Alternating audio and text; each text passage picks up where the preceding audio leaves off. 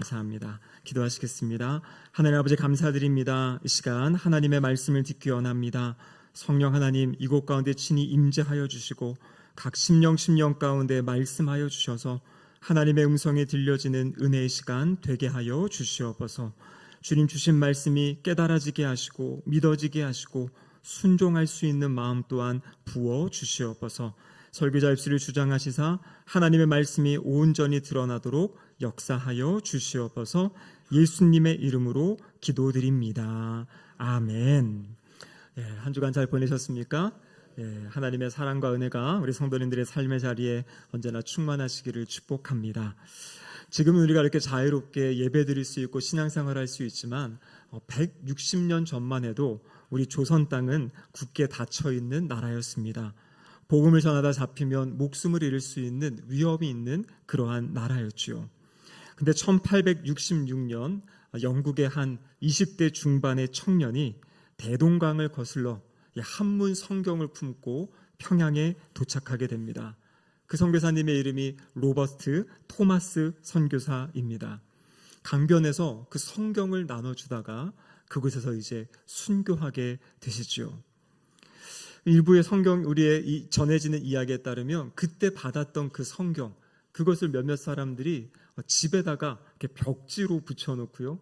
그것을 읽다가 하나님의 그 복음을 받아들이게 되고 또 믿음을 갖게 되는 놀라운 그런 기적적인 역사도 있었다고 합니다.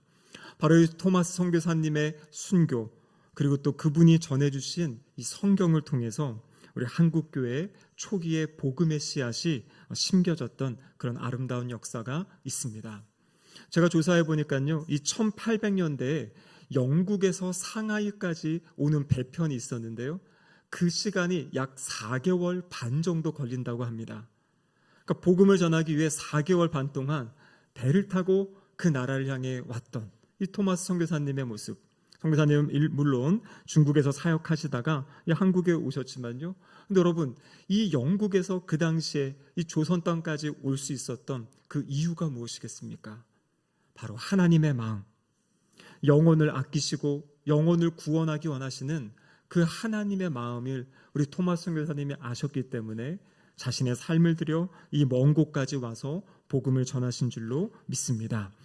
오늘 우리가 읽은 말씀은요, 이 요나 선지자는 마치 하나님이 보내신 이 선교사와 같은 분입니다.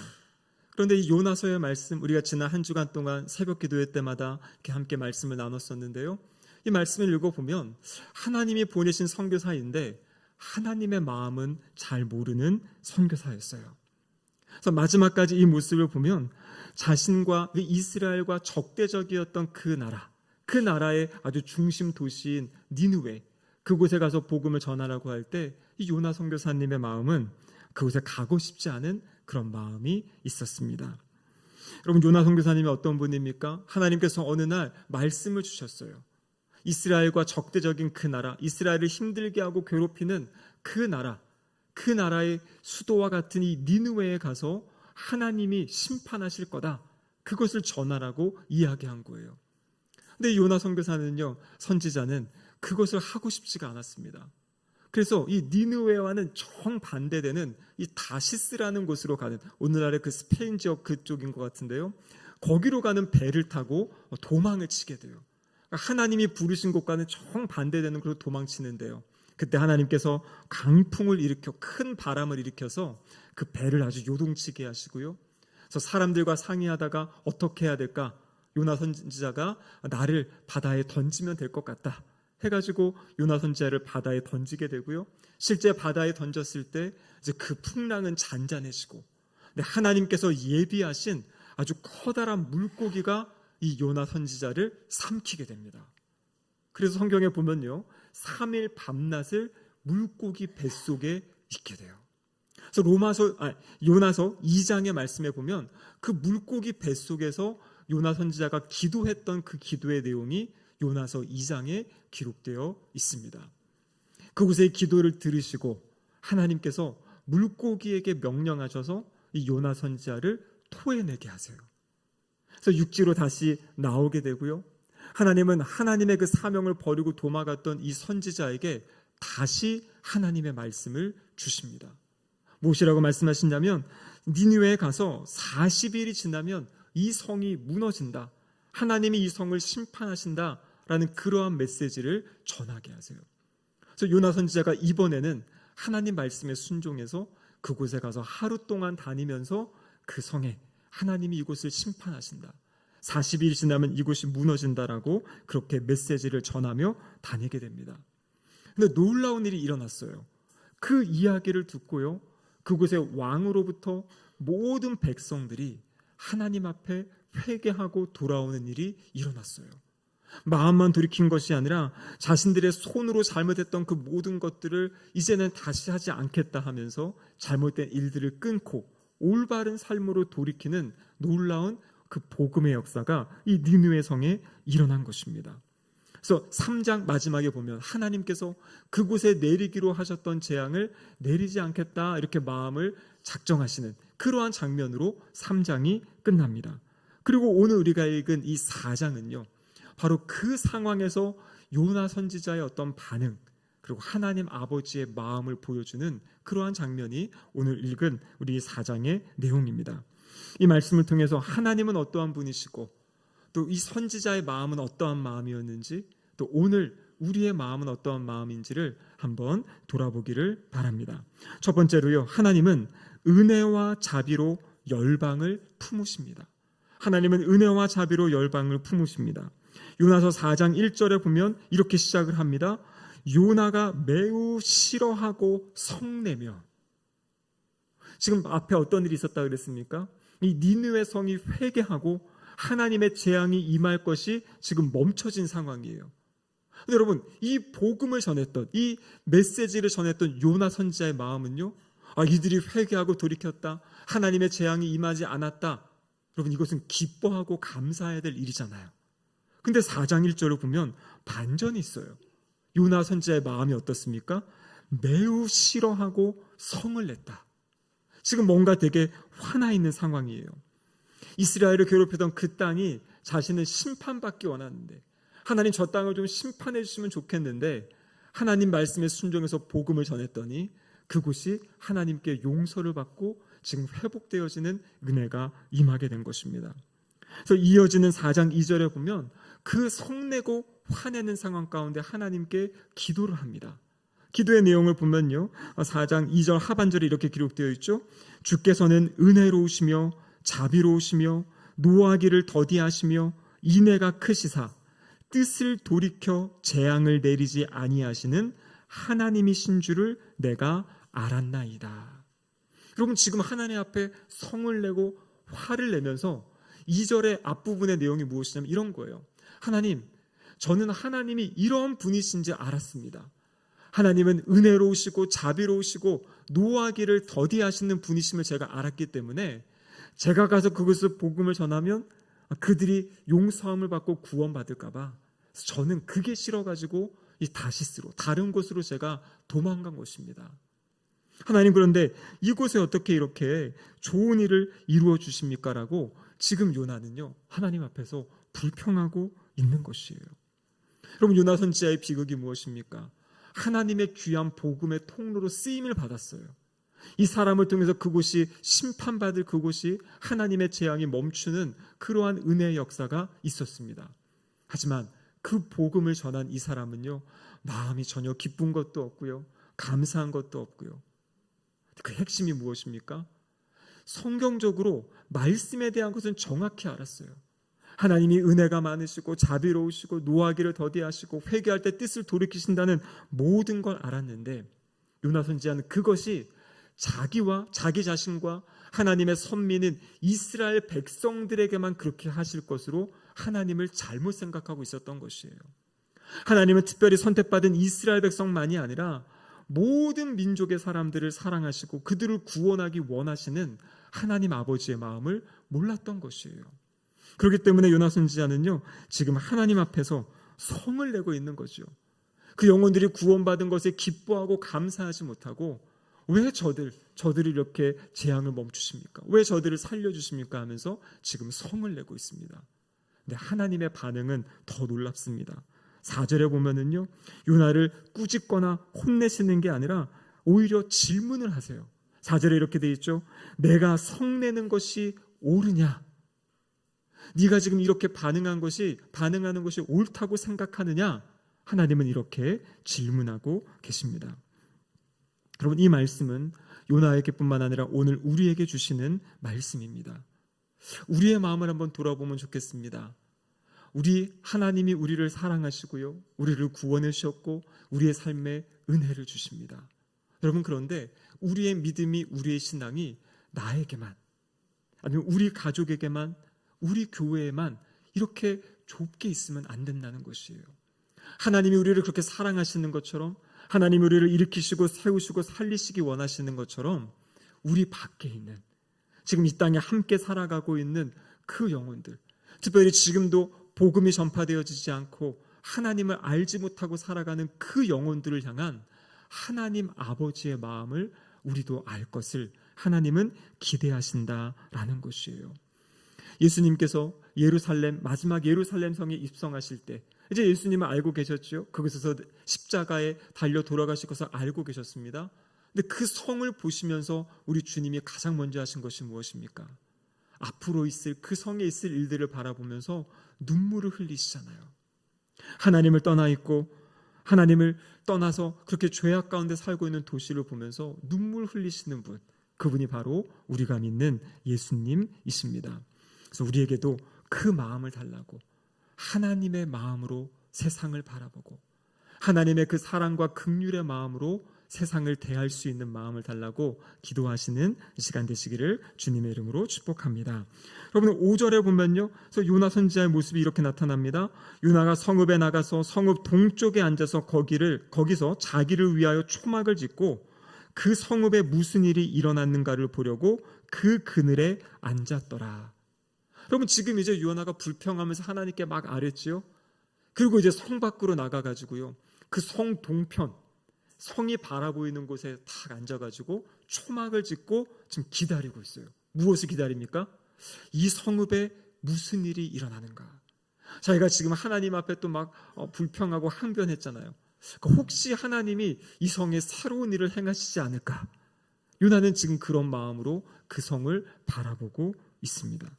여러분, 그런데요, 하나님은 그러한 요나의 마음을 만지시기를 원하셨어요. 그래서 말씀에 보면 6절에 어떤 일이 있습니까? 하나님께서 박넝쿨을 예비하셔가지고 요나의 머리 위에다가 다 이렇게 그늘을 만들어 주신 거예요. 그랬더니 6절을 보니까 요나가 그 그늘 때문에 너무 기뻐하고 좋아하는 모습을 보여줍니다. 다음 날 하나님께서 벌레를 통해서 또 그 박넝쿨을 다 갉아먹게 하세요. 그리고 또 뜨거운 동풍을 불어가지고요, 안 그래도 태양이 내리지 않는데 뜨거운 바람 때문에 요나가 아주 힘들게 하는 거예요. 그랬더니 요나의 반응이 8절에 보니까요, 혼미하여 스스로 죽기를 구하여 사는 것보다 죽는 게 좋겠습니다. 여러분, 전날에는요, 그 박넝쿨 하나 때문에 너무나 기뻐가지고 하나님을 막 좋아했던 그 요나가 박넝쿨이 사라지고 나니까요, 또 이제 죽는 게 좋겠다고 투정하고 짜증 부리는 그러한 아주 연약한 모습을 보여주고 있습니다. 여러분, 놀라운 것은 무엇이냐면 이렇게 연약한 요나를 하나님이 사용하시는 거예요. 하나님은 지금도 이 요나를 빚어가고 계세요. 그래서 이 요나서에 보면 아주 독특한 단어가 나오는데요, 예비하사, 예비하사, 예비하사 4번에 걸쳐 나옵니다. 무엇을 예비하셨냐면요, 물고기를 예비하셨고 박넝쿨을 예비하셨고 벌레를 예비하시고 이 뜨거운 동풍을 예비하세요. 근데 이 모든 것들은 무엇을 하는 거냐면 요나에게 하나님의 마음을 깨닫게 하는 그러한 도구로, 통로로 이것들을 하나님이 사용하시는 거예요. 하나님의 사명은 받았지만 하나님 아버지의 마음을 제대로 알지 못하고 있는 그 요나에게 이 어떻게 보면은 요나를 선교사로 보내서 이 선교의 여정 가운데 지금 요나를 하나님의 사람으로 빚어가시고 다듬어 가시는 그런 모습을 오늘 본문이 우리에게 말씀해주고 계십니다. 그러니까요, 하나님의 뜻은 이 니느웨를 구원하는 것, 니느웨는 수많은 하나님을 알지 못한 영혼을 구원하는 것뿐만 아니라 그 메시지를 가지고 전하는 그 사람의 변화를 위해서도 하나님이 이 선교의 사역을 지금 일으키고 계신다라는 것을 보여주고 있습니다. 마지막으로 여러분, 하나님은 오늘도 이 수많은 생명을 아끼신다라는 것이에요. 요나의 이런 반응에 하나님 10절과 11절에 이렇게 말씀하십니다. 우리 같이 한번 읽어보겠습니다. 여호와께서 이르시되 내가 수고도 아니하였고 재배도 아니하였고 하룻밤에 났다가 하룻밤에 말라버린 이 박농쿨을 아꼈거든 하물며 이 큰 성읍 니느웨에는 좌우를 분변하지 못하는 자가 12만여 명이요 가축도 많이 있나니 내가 어찌 아끼지 아니하겠느냐 하시니라. 아멘. 여러분, 요나서의 마지막은요, 하나님의 질문으로 끝납니다. 어떤 질문입니까? 이 성읍을 내가 어찌 아끼지 아니하겠느냐? 다른 말로 이야기하면 무엇이에요? 이 성읍을 내가 아낀다라는 것이에요. 그런데 여러분, 성경은요, 이 이후에 요나가 어떠한 모습을 보였는지, 어떠한 반응을 보였는지는 기록하고 있지 않아요. 마지막까지 하나님은 9절에도 너 이렇게 성내는 것이 옳다고 생각하냐? 성내는 것이 맞냐? 이렇게 질문하시고요. 마지막에는 내가 이것을 아끼지 않겠느냐? 하나님의 말씀은 무엇입니까? 너도 나의 마음을 가지고 이 성을 좀 아끼는 마음, 사랑하는 마음을 가지면 안 되겠느냐라고 하나님이 말씀하고 계시는 거예요. 하나님이 말씀하시죠. 이 성에는 12만 명이 넘는 내가 창조한 사람들이 있고 내가 만든 가축들이 있는데 나는 그들이 다 멸망받는 것을 원하지 않는다. 그들이 회개하고 돌이키고 그렇게 나의 사랑 가운데 은혜 가운데 거하는 것을 원한다라고 말씀하고 계시는 거죠. 여러분, 예수님께서 이 자신의 따르는 무리들을 보시면서 이런 말씀을 하셨어요. 마태복음 9장 36절에 같이 한번 읽어보겠습니다. 무리를 보시고 불쌍히 여기시니 이는 그들이 목자 없는 양과 같이 고생하며 기진함이라. 목자 없이 자기 마음대로 자기 멋대로 살아가면서 이리저리 부딪히고 넘어지고 쓰러지는 모습을 보면서 우리 주님은 아주 그들을 불쌍히 여기신 거죠. 그런데 요나와 다릅니다. 우리 주님은 어떻게 하십니까? 그들을 불쌍히 여기셔서 바로 예루살렘 성문 밖에서 고난당하시고 십자가를 지시게 돼요. 그래서 히브리서 13장 12절에 보면 이렇게 기록되어 있죠. 그러므로 예수도 자기 피로써 백성을 거룩하게 하려고 성문 밖에서 고난을 받으셨느니라. 예수님께서 요나보다 더 큰 이가 여기 있다라고 마태복음에서 말씀하시거든요. 요나는 어떤 모습이었습니까? 성 밖으로 나와서 하나님이 이 성을 어떻게 심판하실까, 심판하시지 않을까 지켜보고 있었어요. 예수님은 어떠십니까? 그 성의 악한 모습, 불쌍한 모습을 보시고 성 밖으로 나오셔서 자신을 십자가에 내어주시고 그 성 안에 있는 사람들을 구원하시는 그런 놀라운 은혜의 역사를 보여주신 분이 바로 우리 주님이십니다. 여러분, 오늘 우리 설교의 제목이 무엇입니까? 내가 어찌 아끼지 아니하겠느냐. 여러분, 이것은 오늘 우리에게도 하나님께서 주시는 질문이에요. 우리가 하나님을 사랑한다고, 하나님을 예배한다고, 하나님의 사람이라고 이렇게 고백하는 우리들에게 내가 어찌 아끼지 않겠느냐. 하나님은 지금도 복음이 전파되지 않은 그 지역을 바라보시며 그 지역의 영혼들이 구원받기를 원하고 계시죠. 그래서 그 지역에 하나님의 사람들이 가서 160년 전에 토마스 선교사가 이 땅에 와서 복음을 전해서 오늘 우리가 이렇게 복음의 은혜를 누리는 것처럼 지금 이 시대에도 복음이 전해지지 않은 그 지역에 하나님의 사람들이 가서 복음이 전해지는 것을 하나님이 원하신다라는 것입니다. 여러분, 올해는 우리 신길동교회가 이 태국 선교를 시작한 지 30주년이 되는 해입니다. 하나님께서 30년 전에 우리 신길동교회 우리 모든 목사님과 성도님들에게 감동을 주셔서 이 귀한 사역을 시작하게 하셨어요. 지난 30년 동안 우리 교회가 9개의 교회를 개척하기도 하고 또 이렇게 리모델링 해드리고 그리고 이 30여 년 동안 또 그 교회들을 계속 기도하고 또 물질로 헌금하고 지원하면서 여기까지 선교의 역사를 해왔습니다. 그것은 바로 하나님께서 우리 교회를 통해 하시기 원하셨던 그 일에 우리 신길동교회 모든 성도님들이 또 믿음으로 반응하신 은혜의 결과입니다. 지난 2월에 제가 이 태국 선교지를 방문했을 때 우리 선교 사역을 돕고 계시는 김장원 선교사님이 그런 말씀을 하셨어요. 선교사님의 은퇴가 얼마 남지 않으셔서 우리 신길동교회가 이 사역을 계속하기 위해서는 선교사님이 필요합니다. 선교사님을 보내셔야 됩니다. 근데 여러분, 이 선교사님 한 분 보내는 게 보통 일이 아니거든요. 근데 감사하게도 한 교회가 선교사님을 파송하려고 준비하고 있는데, 또 그 교회도 혼자 감당할 여력이 좀 안 돼서 함께 할 교회를 찾고 있다고 말씀해 주셔가지고요. 그래서 우리 신길동 교회가 그 사역에 동참하시면 참 좋겠습니다라는 그 이야기를 듣고 제가 태국에서 그때 돌아왔습니다. 기도하고 준비하는 과정 가운데 있었고요. 그리고 우리 당회 장로님들에게 그 상황을 말씀을 드리고, 또 당회가 함께 기도하고 당회에서 이제 선교사님을 파송하자고 결의를 했습니다. 그리고 6월 초에 우리 재직회에서도 우리 재직분들이 그것을 위해서 함께 이제 결의해 주셔가지고요. 그래서 우리가 지난주에 우리 정기훈 선교사님 가족이 오셔서 이렇게 인사를 하신 겁니다.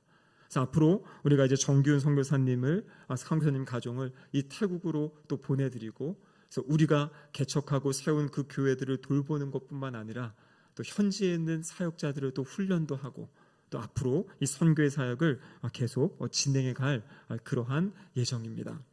여러분, 태국은요 우리보다 인구가 많습니다. 약 7,100만 명 정도 인구가 있는데요. 그 중에 예수님을 믿는 사람은 1% 안팎이라 그래요. 약 70만 명 정도. 그러니까 나머지 99%의 사람이 주님을 믿지 않고 다른, 가장 큰 종교가 바로 불교이죠. 좀 불교를 믿으면서 그렇게 살아가고 있는 땅입니다.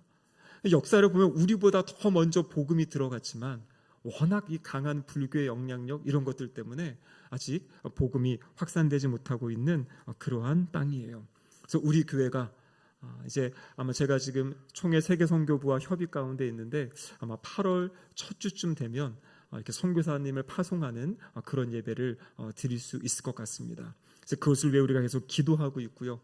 또 중요한 것이 우리가 이제 선교 헌금을 같이 이제 모아야 되는데요. 사실 우리 교회가 지금 하고 있는 사역에다가 이건 덧붙여서 하는 사역이기 때문에 쉽지 않은 그런 내용입니다. 우리 당회에서 우리 한 장로님이 이러한 아이디어를 건의하셨어요. 우리 커피 한 잔의 선교를 해보자.